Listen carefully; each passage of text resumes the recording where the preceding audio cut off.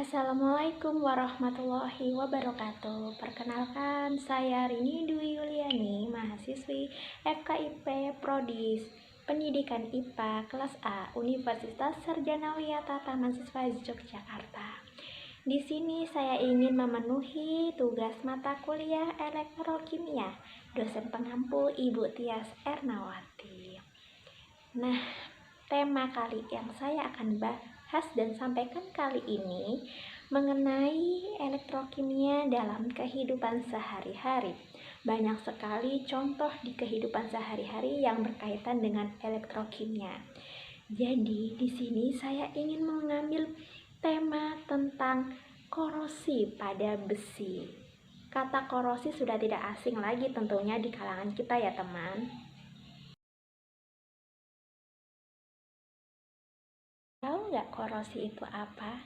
Jadi korosi ini adalah perusakan logam yang terjadi adanya reaksi kimia antara logam dengan zat-zat yang ada di lingkungannya sehingga membentuk senyawa yang tidak dikehendaki sehingga menyebabkan korosi. Antara lain salah satunya adalah karat pada besi. Karat pada besi akan menyebabkan warna besi berubah, yaitu menjadi kemerahan atau kecoklatan, serta tekstur permukaan pada besi akan menjadi lebih kasar. Bahkan kalau karat pada besi yang sudah terlalu lama akan menyebabkan besi menjadi berlubang atau bahkan bisa pecah dan rapuh sehingga hancur. Oh iya, masih ingat nggak? Dulu masih kecil, kita sering kali dibilang sama orang tua, selalu diingati sama ibu bapak kita kalau bermain jangan suka sering menyentuh logam atau barang yang sudah berkarat, atau bahkan kita selalu dihindarin sama barang-barang yang udah berkarat gitu. Kenapa ya kira-kira? Nah, ternyata alasannya ketika kita terkena goresan pada karat besi atau bahkan tersentuh permukaan kulit kita, maka kita bisa terjadi infeksi bahkan menjadikan tetanus. Makanya kita selalu dilarang dan itu ternyata bikin bahaya pada keamanan anaknya ketika bermain. Seperti itu alasannya.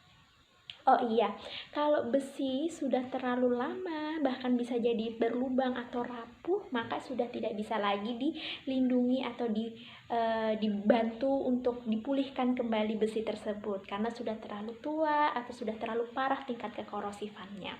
Tetapi jika korosinya sudah masih dini atau masih kecil, masih sedikit, masih bisa untuk dilindungi atau dipulihkan lagi dengan cara tertentu. Nanti saya akan bahas satu persatu ya. Nah, oke. Ternyata korosi juga ada yang berwarna kehijauan loh, yaitu korosi pada kapal karam yang ada di dasar laut. Berikut ini contoh alat perkakas yang sudah berkarat. Paparan oksigen dan air bisa membuat besi berkarat. Besi yang ada di luar ruangan dan selalu terpapar oksigen maupun air akan lebih mudah berkarat dibandingkan dengan besi yang ada di dalam rumah. Karat punya nama ilmiah, yaitu oksida besi, yang hanya terjadi pada dua jenis logam, yaitu besi dan baja. Karat merupakan proses perubahan kimia yang terjadi secara alami dan menyebabkan korosi atau perusakan pada permukaan logam. Nah, ada dua hal yang bisa menyebabkan logam menjadi berkarat, yaitu udara dan air. Inilah sebabnya besi yang ada di luar ruangan dan sering terpapar udara dan juga air akan lebih mudah berkarat jika dibandingkan dengan besi yang tidak terkena air dan udara. Akibat dari paparan ini, besi akan berubah warna menjadi kemerahan atau kecoklatan yang kita sebut dengan berkarat. Namun, ada juga karat yang membuat besi berubah warna jadi kehijauan, yang biasanya terjadi pada besi yang terpapar klorida, yang biasanya terlihat pada kapal karam di dasar laut. Karat juga terjadi karena adanya 3 komponen yang membuat adanya reaksi kimia. Karat yang dialami oleh logam seperti besi dan baja terjadi karena adanya reaksi kimia yang disebut dengan proses elektrokimia atau yang dikenal dengan korosi, yang menyebabkan kerusakan di permukaan besi. Proses karat ini melibatkan 3 hal, yaitu adanya zat besi, air, dan oksigen. Saat air mengenai besi, maka air akan tercampur dengan karbon di udara yang kemudian membentuk asam karbonat. Asam yang terbentuk ini akan membuat zat besi pada logam menjadi larut. Sedangkan sebagian air akan mulai terurai jadi 2 komponen yang berbeda, yaitu hidrogen dan oksigen. Nah, hidrogen dan oksigen yang tercampur dengan atom pada besi inilah yang kemudian menyebabkan karat muncul di permukaan besi. Akibat dari proses ini, maka terbentuklah senyawa kimia baru yang membentuk oksida besi atau karat. Mengurangi paparan oksigen dan air pada besi dapat mencegah karat loh teman. Karena oksigen dan air bisa menyebabkan karat, maka besi tidak mudah berkarat dengan cara mengurangi paparan 2 zat itu pada besi. Caranya bisa dengan melapisi besi dengan menggunakan cat khusus besi, agar permukaan besi tidak langsung terkena dengan paparan udara dan air. Kalau kalian punya benda kecil yang terbuat dari besi, maka agar tidak mudah berkarat, meletakkannya di tempat kedap udara setelah digunakan ya teman. Hal ini bisa mengurangi risiko karat pada besi, karena udara juga mengandung partikel air yang bisa menyebabkan karat pada besi. Jadi, korosi merupakan proses atau reaksi elektrokimia yang bersifat alamiah dan berlangsung dengan sendirinya. Oleh karena itu, korosi tidak dapat dicegah atau dihentikan sama sekali. Korosi hanya bisa dikendalikan atau diperlambat lajunya sehingga memperlambat proses perusaknya. Ada 2 macam proses korosi. Yang pertama, proses korosi kimia, merupakan serangan korosi secara langsung tanpa adanya aliran listrik pada logam. Contohnya berkaratnya baja dalam udara terbuka. Yang kedua, korosi elektrokimia. Elektrokimia merupakan reaksi kimia melibatkan adanya transfer elektron antara elektroda positif atau anoda dan elektroda negatif atau katoda. Reaksi korosi melibatkan proses pelepasan elektron atau oksidasi dari logam. Bisa dilihat ya reaksinya teman.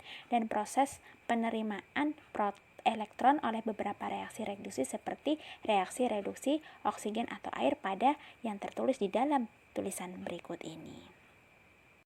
Mekanisme terjadinya korosi atau karat disebabkan oleh reaksi logam dengan lingkungan sekitarnya. Reaksi korosi sebenarnya sudah bisa terjadi hanya dengan adanya air dan oksigen saja. Akan tetapi adanya polutan udara seperti ion klorida, gas SO2, H2S, debu, dan sebagainya menyebabkan tingkat korosivitas lingkungan tersebut akan semakin korosif sehingga reaksi korosi akan berjalan dengan cepat dan kerusakan logam akan semakin parah. Daerah anoda pada besi menghasilkan Fe2+, melepaskan 2 elektron. Daerah katode H2O plus setengah O2 melepaskan 2 elektron menghasilkan 2 OH-. Kemudian total reaksi Fe2+ ditambah 2 OH- menghasilkan FeOH 2 kali. Selanjutnya terjadi reaksi pembentukan pada korosi pada logam, yaitu 2 FeOH 3 kali menghasilkan Fe2O3 plus 3H2O. Penyebab terjadinya korosi dibagi 2, ada faktor lingkungan dan faktor metalurgi. Faktor lingkungan itu bisa meliputi dari komposisi kimianya, konsentrasi, temperatur, gas cair atau padat, kondisi biologis. Salah satunya seperti pengaruh dari air, oksigen. Kemudian faktor metalurgi yaitu pada materi itu sendiri, apakah suatu logam dapat tahan lama terhadap korosi atau tidak. Cara pencegahan korosi besi dengan cara pengecetan, pembalutan dengan plastik, pelumuran dengan oli, pelapisan dengan timah, pelapisan dengan zinc, pelapisan dengan kromium, atau pengorbanan pada anoda. Berikut ini contoh pencegahan korosi pada besi dengan pengecetan pada tiang listrik. Pengecetan ini digunakan untuk mencegah korosi.